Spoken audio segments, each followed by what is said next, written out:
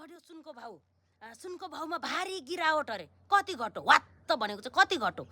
तोलाको 1000 रुपियाँ आइपुग्यो 1500 आइपुग्यो 2000 आइपुग्यो कति नै त्यति नै आइपुगेको जस्तै वात्त घट्यो सुनको भाउमा भारी गिरावट अरे कत्रो नै गिरावट भए जस्तो अबदेखि यस्तो भिडियोहरू मेरो मोबाइलमा नआओस् है